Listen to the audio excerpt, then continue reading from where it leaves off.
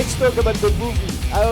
Is it that you are especially in love with rock movies? Do you really want to do a rock movie like Led Zeppelin, like all those glorious names in the past, the Stones, Rock and Roll Circus? What happened? Did you have a breakdown? Our breakdown was our first movie. Le premier film, il fait une allusion à Some Kind of Monster, bien sûr. Ça, c'était un film qui racontait les problèmes. Go on. Yeah. Well, you know, as far as concert movies are concerned, I mean, there's been a lot of great concert movies in the past that have been a big inspiration for me, like Song Remains the Same for one, and Rainbow Bridge with Jimi Hendrix. And, you know, we've been trying to make a concert movie for like the last 15 years or so. It just never seemed to happen until our manager came up with this incredible vision about 4 or 5 years ago on building this humongous stage with all these production props built into it. And on top of that, filming it in IMAX and 3D. And so, I mean, this time we just had to go for it and say, yeah, let's do it. But yeah, I mean, we wanted it to be different from a lot of the concert films that we've seen in the past, and we came up with the idea of putting a story into the concert footage to make it more unique and different. Well, like Kirk said, you know, we got back to this idea about 4 years ago. The first thing that we did was to build the stage. The stage took about 1.5 years to build. Then we went hunting for a creative partner, a writer and director who would take this journey with us. Went down to Hollywood, met some people.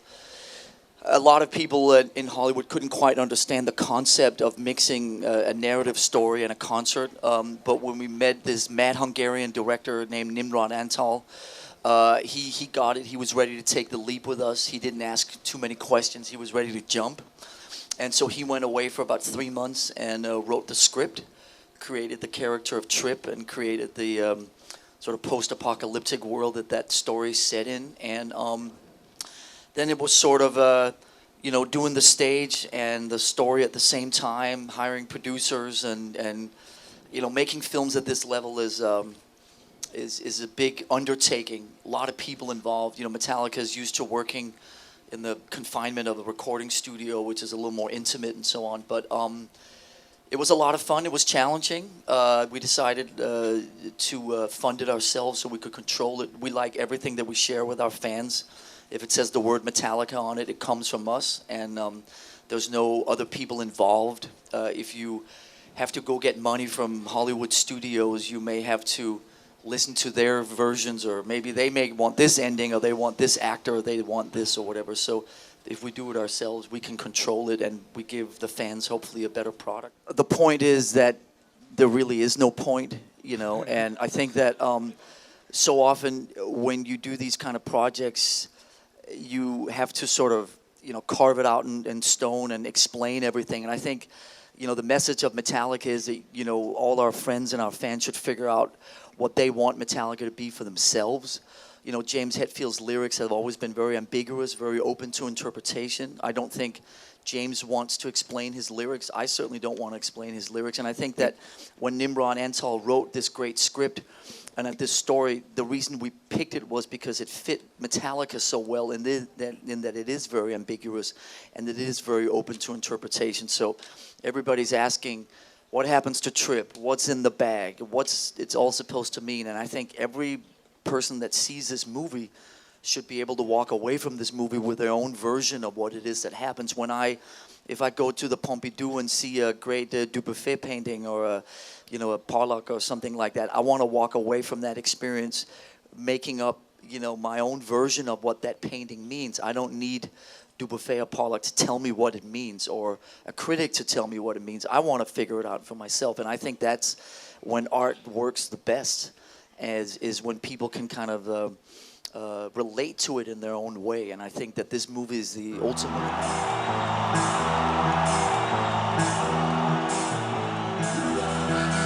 My whole life I've been waiting for that moment when it all starts to make sense. You got a truck that's out of gas in the city, you gotta find it, and we got something the band needs tonight, okay? So get him back and you know what to do. Another night, another show. I do what they tell me. I go where they send me. But sometimes the moment that changes everything is the one you never see coming.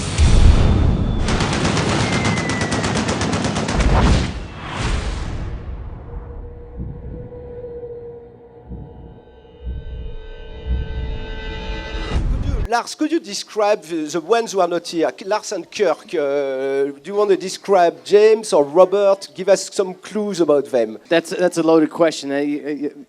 We can either be here all night, or I can give you like 2 sentences. I want to hear this. Kirk, come on. Describe Go. Kirk and Robert. Allez, 2 phrases. Describe James and Robert. Décris James et Rob. Vas-y, je Okay, vais in entendre ça. 2 Kirk. sentences. Okay. En 2 phrases. James is tall and blonde, James Tall and il est blonde. blond et grand. and Rob is Short and Mexican. Et Rob, il est petit. short and brown. He's not here. We have 4 very different personalities in Metallica. I think that most of our friends and fans have sort of figured that out by now. I think the great thing about Metallica is that we continue to evolve as people, and we're not stuck in one way, and we don't feel that we have to be one way all the time. It's 32 years, and we continue to evolve as people, as musicians, as artists, as parents, and so on. I think the best thing that happened to Metallica over the last 10, 15 years is that we all had children. And because when we all had children, Metallica became a better place because of that. Because the main thing in our lives now is taking care of our children and our families, and Metallica is more fun and is a better place. Metallica is almost like an escape now, where the 4 of us go. And so we all bring something different to Metallica. Robert is very balanced and incredibly gifted musician who actually is the one that the 3 of us look to often for chords and how did that go and what was this. He does a lot of homework and does a lot of thinking about the music, so the rest of us don't have to.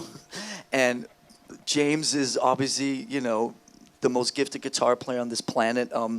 Every time James Hetfield tunes his guitar or turns his guitar on, he writes like 5 riffs. So we have to make sure Amazing that riffs. Spider Dan's always recording, and that James is always recorded. And it's my job to kind of go through those riffs and pick out the best ones or whatever. But he's so prolific and he's so incredibly talented, and is also I think in the last few years has gotten a little more humble and is just continues to kind of be a greater and greater person to be around. And I think that the temperature in Metallica continues to get better and better. We get along better and better as we grow older, and we're more and more appreciative of what we have between us. We're more appreciative of what we have with our friends and fans. Our eyes are more open. And dare I say this, there's a lot of love around Metallica these days, and we try to take every moment of that in. Voilà, il nous reste à remercier Lars et Kirk, remercier les Metallica d'être venus pour parler avec nous tout simplement à la Fnac, raconter leur movie. Thank you for coming. Thanks a lot. Merci beaucoup. Merci Lars. Thanks. Au revoir. Au revoir tout le monde.